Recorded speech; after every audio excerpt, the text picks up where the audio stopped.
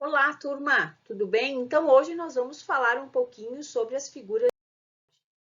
Então, inicialmente, falemos sobre as figuras de som. Primeiro caso, a literação é aquela repetição consecutiva de sons que são consonantais, sons que são semelhantes, que são parecidos, tanto em versos como em frases. Então, vocês têm aí, esperando parada pregada na pedra do porto. Então, vejam que eu tenho a repetição da consoante P. Logo abaixo, eu coloquei um trava-línguas que é bem conhecido nosso. O rato roeu a roupa do rei de Roma e a rainha de raiva roeu o resto. Eu tenho uma aliteração, eu tenho uma repetição dos sons das letras R's que são muito parecidas, que são muito idênticas, essas pronúncias. Depois, na continuação das figuras de som, eu tenho a assonância, que é a repetição de sons vocálicos, que sons que são idênticos, então com as vogais, o A, E, I, O, U. Então vejam um exemplo aí. Sou um mulato nato, no sentido lato, mulato democrático do litoral. Vejam que é tanta vogal junta que os sons, eles são parecidos, eles são idênticos, e nós temos muitas vezes até uma certa dificuldade em repeti-los. Então, eu tenho aí a assonância, que é aquela repetição de palavras com sons vocálicos, utilizando as vogais em repetição.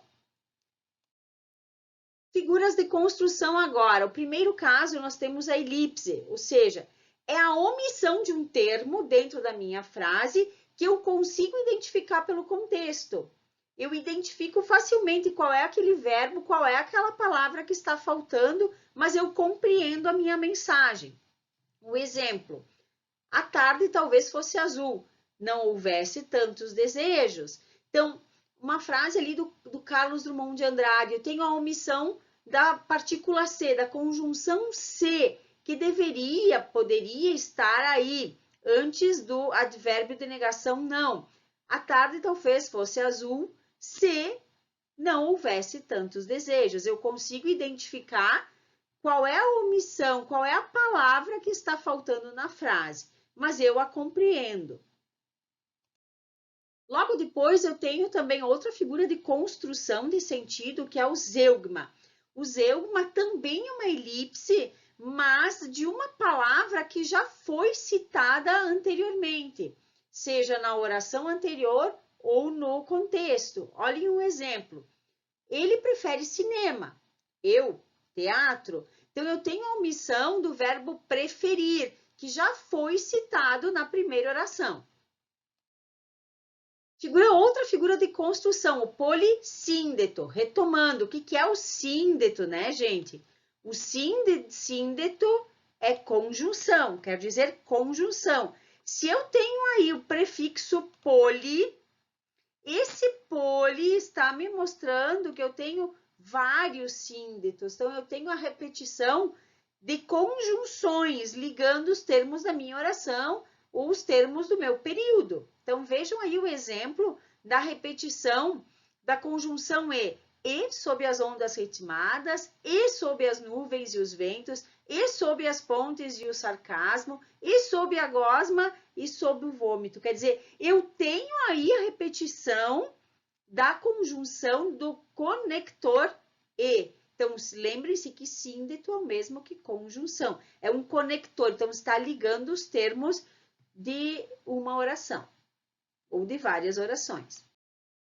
Já o assíndeto é outra figura de construção, lembrando que eu vinha falando que síndeto é conjunção, mas eu tenho aqui o prefixo a.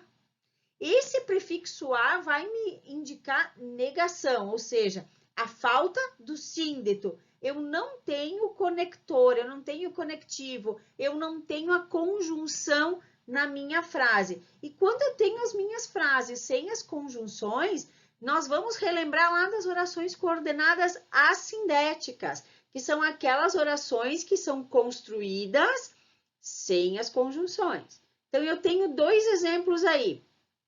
Eu tenho uma lista de tarefas para fazer hoje: estudar, trabalhar, ir ao mercado, descansar.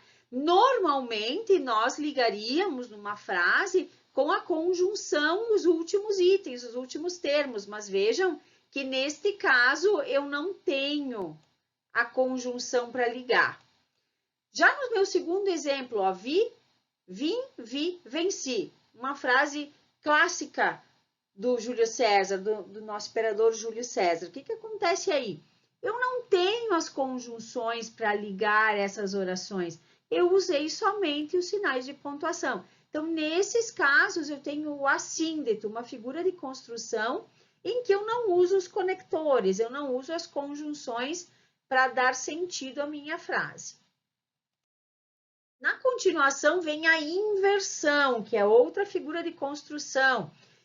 O que é inversão? Ela consiste na ordem, na mudança da ordem natural dos termos da frase. Dentro da gramática, nós temos uma ordem básica: sujeito, verbo, complemento. Nesse caso da inversão, nós não precisamos seguir essa ordem. Nós podemos iniciar lá com o complemento e deixar o sujeito lá no meu final da frase. Então, olhem um exemplo. Um texto você deve escrever.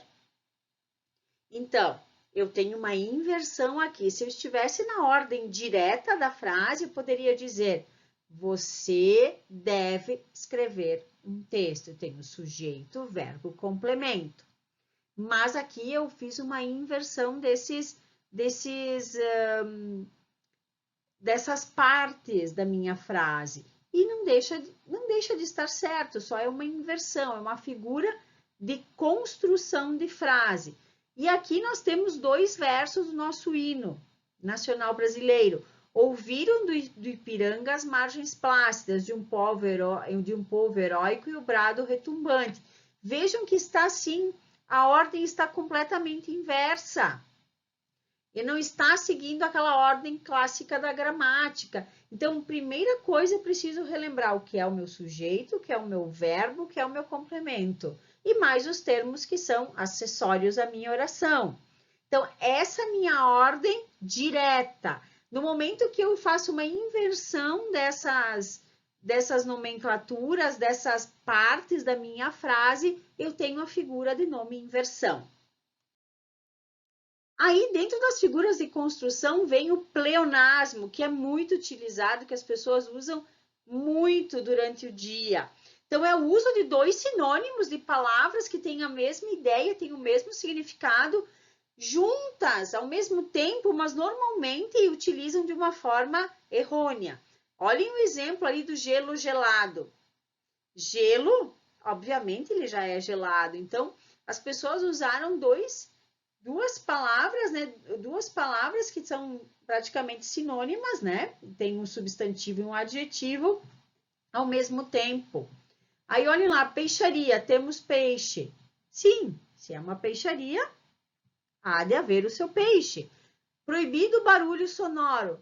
Bom, eu desconheço um barulho que não seja sonoro. Então, eu tenho, assim, a intensificação da minha ideia por meio de palavras que têm um sentido muito próximo e como são usadas muito juntas, são usadas de uma forma errada. As pessoas muitas vezes não leem o que elas estão escrevendo. Lan house, com internet. O que há de errado ali nessa frase, né? Qual é o pleonasmo que está aí? Analisem, gente, observem. Bom, se é uma lan house, se eu estou indo até este lugar porque eu preciso do acesso à web, obviamente vai ter internet. Claro, se houver uma pane, mas é uma coisa rara de acontecer. E o último aviso aí. Aviso, o bar do Fritz Joinville no momento não está aberto porque está fechado. Atenciosamente a gerência. Então, vejam que eu tenho o uso de palavras aí que intensificam uma ideia, mas de uma forma que não é legal, que está errada, está incorreta para essa construção frasal. Na construção, aí nas figuras de construção, vem a anáfora, que é aquela repetição de uma mesma palavra no início de versos ou de frases, sempre a mesma palavra, como uma forma de repetição, de intensificar o que se quer dizer.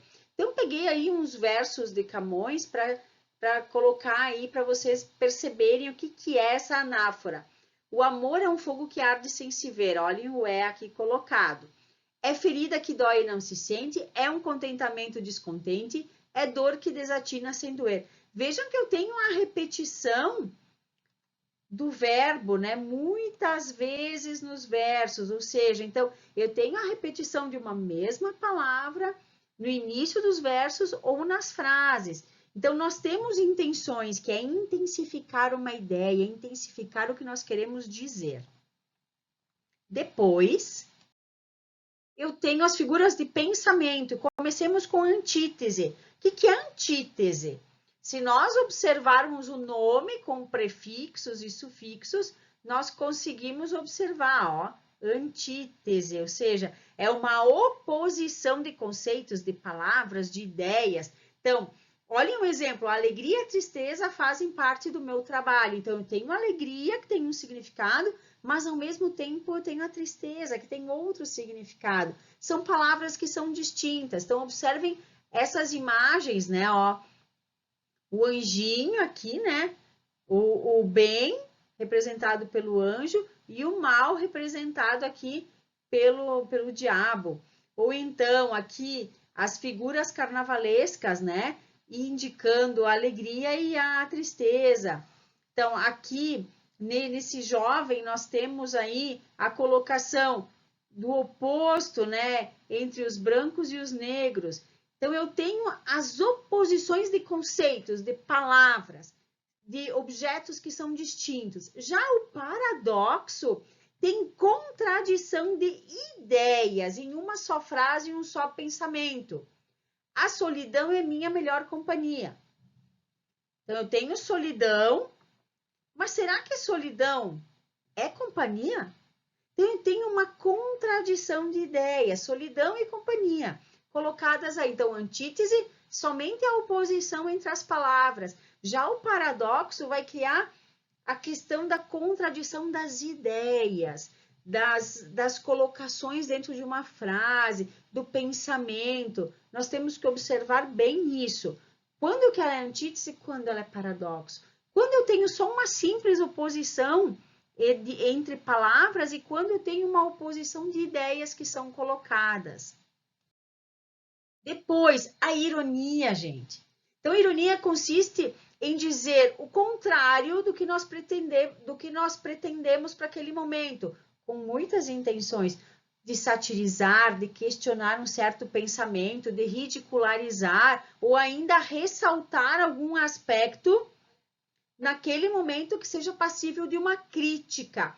Então, eu coloquei aí uma personagem que faz parte de um seriado, que é o Dr. House, que quem assiste ou assistiu essa série percebe que o House ele é muito irônico. Então, ele fala uma coisa, mas na verdade ele quer dizer outra, né? E vejam o outro exemplo que eu tenho aí. Eu tenho um isqueiro aceso com a sua chama, mas a sua sombra me mostra aí um extintor de incêndio. Então, é irônico isso, né? E se nós formos analisar os programas humorísticos que nós temos hoje, os programas de auditório, os programas que são séries que estão sendo passadas, elas trabalham muito com a ironia, com a sátira. Então, nós temos que prestar atenção para poder analisar esse significado e compreender. Depois, eu tenho a gradação. O que é essa gradação? É a apresentação de ideias em progressão, seja ascendente ou então descendente. Então, vejam, coloquei 2 exemplos para vocês. Dias e dias, semanas e meses. Então, vejam que eu começo dos dias, depois eu passo para as semanas, que é um período maior, e vou para os meses. Então, tem uma gradação que ela é ascendente, do menor para o maior. Então, dias e dias, semanas e meses, trabalhou a moça tecendo teto e portas. Então, eu tenho aí uma questão ascendente. Então, eu tenho aí um fragmento de um conto da Marina Colasanti em que mostra essa gradação de ideias para chegar ao clímax, né, daquele trecho, daquele enredo. Logo abaixo eu tenho uma gradação que ela é descendente, que ela começa da ação que é mais forte, mais intensa, de uma forma descendente. Então, ela berrou, gritou, falou, sussurrou, murmurou. já não havia mais nada que pudesse fazer. Então, é uma questão descendente. Então, a gradação de ideias apresenta sempre as ideias em progressão, seja do menor para o maior ou do maior para o menor. Agora o eufemismo. O que nós temos aí com o eufemismo? O eufemismo é aquela figura de linguagem que tem o objetivo de suavizar uma palavra ou uma expressão que ela é desagradável, que ela é triste. Nós temos sempre o intuito de minimizar, né, as consequências de uma colocação, de uma comunicação que nós temos que fazer. Então, ele faltou com a verdade. Ao invés de dizer mentiu, nós usamos aí o verbo faltou como forma de minimizar uma questão. Depois aí, vivia de caridade pública, quer dizer, vivia de esmolas, né, da ajuda alheia. O aluno foi convidado a sair da escola. Esse é convidado a sair, quer dizer, ele foi expulso. Mas eu usei uma outra nomenclatura, um outro modo de ver as coisas como forma de suavizar as coisas.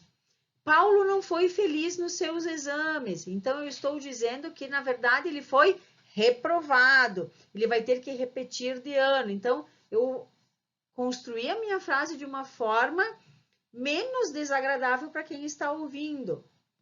Ou então a gente diz assim, fulano de tal vestiu o paletó de madeira. Eu quero dizer o quê? Que ele faleceu. Então, há muitas formas de nós suavizarmos expressões, comunicações. E essas formas de suavizar essas ideias chama-se eufemismo dentro da literatura, dentro das figuras. Outra figura de pensamento é hipérbole. O que é hipérbole? É o exagero de ideias. É aquele exagero que nós fazemos muitas e muitas vezes, tentando intensificar uma ideia, intensificar um produto. Bombril tem 1001 utilidades. Vejam aí, eu coloquei 1001 utilidades para o bombril. Será que realmente ele tem essas 1001 utilidades? Então, eu estou exagerando, estou usando a hipérbole. Outro exemplo aí, estou morto de cansado hoje. Este morto de cansado não é literal, ele é conotativo, quer dizer, eu estou muito cansado. Então, eu exagero nas minhas ideias. O outro exemplo, fiz uma compra pela internet e a encomenda demorou 300 anos para chegar. O que eu quis dizer com isso, né? Que demorou muito tempo, passou do prazo que haviam prometido. Então, eu tenho que interpretar. E olhem a imagem, né? A imagem do telefone com as crianças aí. Olhem o exagero no tamanho desse telefone. Isso é uma hipérbole. Outra figura de pensamento, a prosopopeia ou a personificação. Nós vemos muito isso nos desenhos animados que nós assistimos, quando nós pegamos uma revista em quadrinhos. Então, o que é a prosopopeia ou a personificação? É aquela atribuição a seres inanimados, características de seres animados, ou então a atribuição de características que são humanas a seres que são irracionais. Por exemplo, a história dos 3 porquinhos. Então, eu tenho características humanas para os porquinhos, características humanas para o lobo. Eles pensam, eles trabalham, eles conversam.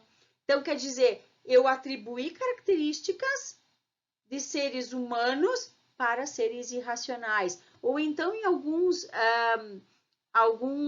filmes infantis, por exemplo, o Shrek, em que tem uma cena em que a chaleira fala, o bule se movimenta, o armário se movimenta. Então, eu tenho a atribuição de características de seres animados para os inanimados. Aí eu coloquei exemplos aqui, o coração se espreguiçando, né?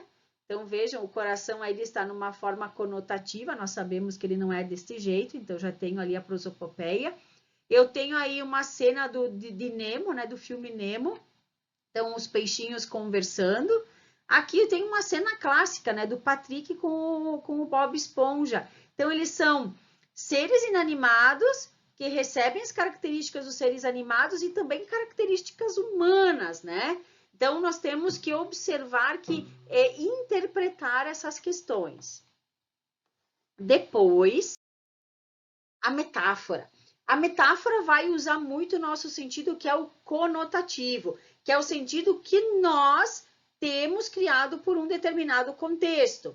Então, eu tenho ali, até eu coloquei de uma forma para que vocês reflitam um pouquinho. Consiste no uso de uma palavra ou expressão com o sentido de outra com a qual é possível estabelecer uma relação de analogia. Então, eu posso fazer relações entre essas palavras e não uso o sentido literal. Lembrem-se lá, o sentido denotativo e o conotativo.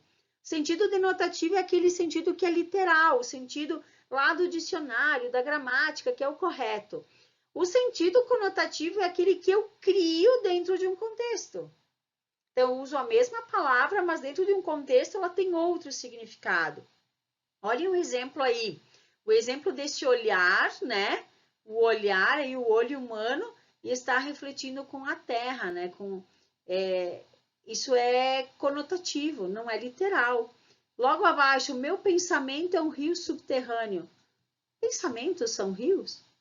Ou será que eu quero dizer que o meu pensamento, ele anda muito rápido, que eu tenho muitas ideias? Essa é uma questão atribuída a Fernando Pessoa, então é uma frase dele. Meu pensamento é um rio subterrâneo. O que será que ele quis nos dizer com isso? Será que realmente é isso que nós temos, que o nosso pensamento é isso mesmo? E aí, no outro exemplo, tenho duas árvores, não é? Cortadas, representando dois pulmões, né? Observem bem. E aí tem assim o questionamento. Quer continuar a respirar? Comece a preservar. O que ele está me mostrando nessa imagem? É metafórico, né, gente? Não são dois pulmões, são duas árvores cortadas. Então, eu uso lá o sentido conotativo das palavras para que eu construa a frase de uma forma que eu estabeleça uma questão de analogia, que eu consiga interpretar de uma outra forma. Logo depois, eu tenho as figuras de palavras. Comecemos com a metonímia, que é uma característica bem interessante que nós usamos sempre. É quando eu uso uma palavra no lugar de outra. Olhem os exemplos que eu coloquei. Li Machado de Assis. Nós não estamos lendo o autor em si, nós estamos lendo as obras do Machado de Assis. Mas eu não cito nessa minha frase quais foram as obras, eu cito o autor. Então, eu tenho aí a substituição do autor pela obra. Eu digo, da obra pelo autor. Depois tem, eu consegui o sucesso com determinação e suor. Bom, o que isso quer dizer, né? O que eu quero dizer? Que eu tive que trabalhar muito para isso, para eu conseguir o meu sucesso.